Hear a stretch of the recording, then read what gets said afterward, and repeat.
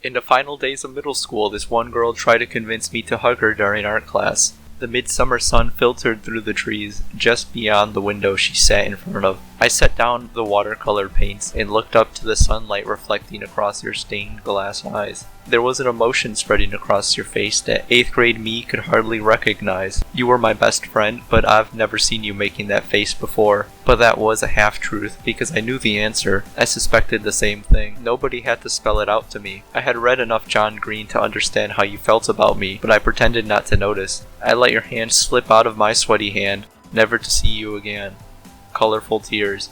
I ogled at a girl from the corner of my 9th grade English class. Short hair dyed black, dark mascara around her chestnut eyes, and thin fingers peeking out of an oversized sweater. Headphones persistently in her ears. For a year I had at least one reason to be excited about that class. Sometimes she'd even look in my direction, and I'd expertly look away just in time. But I later found out that she was looking at the guy behind me. I started speaking to her a year after I laid my eyes on her. My 14th summer, I was a dizzy dreamer running beneath the morning sun in cloudless skies and thinking about the world that never was. Nights spent private messaging emo Tumblr girls I knew from school on my iPod Touch, learning their names by cyberstalking them on Instagram. I got quite good at it too, in fact, a bit too good. I worked up the courage to complete My Chemical Romance and Fall Out Boy song lyrics on their photos, but my ulterior motives were written all across my prepubescent face. But those dreamy photos of their heavily curated lives were a window to a world I could only fantasize about.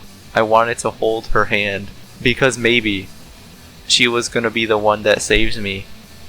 After all, she was I started talking to her on Kick. Random small talk about the most inconsequential topics, but for me, it was the most exciting thing in the world. Though, when school started, we were strangers. However, one day, we met before school started. We got some chocolate milk and walked around the building, talking like it was the most normal thing in the world. I don't remember what we discussed, but I was able to hold a decent conversation back then. I remember feeling super proud when my first period teacher walked past us and he saw me talking to a girl. The rest of the day I was giddy about the whole ordeal. We continued to chat a bit until I learned that she had a girlfriend, but at that point I had moved on. My crush of the following year was a quirky girl in my geometry class who looked suspiciously like Suzumiya Haruhi. I stalked this new girl online and offline.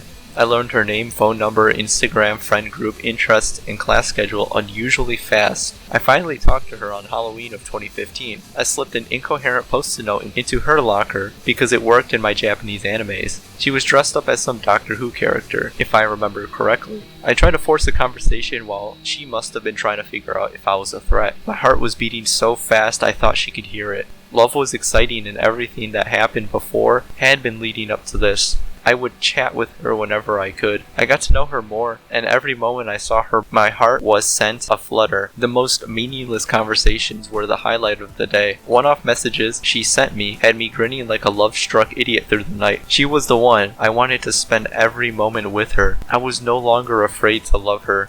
I don't eat. I don't sleep. I do nothing but think of you. Keep me under your spell. But I hardly knew her. Fall turned to winter and our conversations became more meaningful, but were still held at an arm's length. It was almost time, but I wanted to confess on a more special day, so I waited patiently. High off my own chemical romance and still love-struck 1 month later, I was riding my bike home from school on a cold February afternoon. Two fingers intertwined, smiling. My head jerked back to witness myself being NTR'd before my eyes. Warm streaks on my cheeks froze in the lingering winter air. I never recovered. At first I cried, then I sulked, and finally I grew angry. Not at her, but at myself. Happy Valentine's Day 2015. I started listening to American Football's Never Meant on repeat. Spring flowers brought sour feelings. Summer finally came but ended all too quickly, before another crimson Midwestern fall came once again. Overwhelmed with mountains of schoolwork, poor grades, high expectations, no free time, and nobody by my side to set my heart at ease, I slowly felt my mask of sanity breaking down. Some insignificant day in September I came back from another terrible day at school. Alone in the bathroom, I reached for a pair of beauty scissors. They were dull, but they were enough to draw red shooting stars on my wrist. Within the hour, I was messaging a girl from another state on Facebook. I met her a few months back on Tinder and we exchanged a few messages, but now she was holding a sign that read, "You're a cute guy. Wanna be my complimentary angle?" It never felt right though. Something about it was all wrong. My love felt all wrong. I didn't feel anything towards her, but she was now my light at the end of the tunnel. Then I turned her down. I realized how crazy it would be to go to another state for a homecoming dance with a girl I met on Tinder half a year ago. It broke my heart, but I declined, and I felt her soul shatter the moment I saw the red confirmation on my sent message. I never heard from her again. It was a decimated dream, and now it was time to wake up. 2017, the last stretch and no fears left. Playfully messaging my friend's cousin, puppy love turning serious, frightfully quick. Dazed and confused, my 17-year-old brain, still blinded by the allure of 3D PD, accepted her invitation to hang out at the senior picnic. But this wasn't what I wanted. She was projecting an ideal onto me, and I wasn't capable of pretending to be anyone anymore. So she kept messaging me, and I no longer wanted any of it.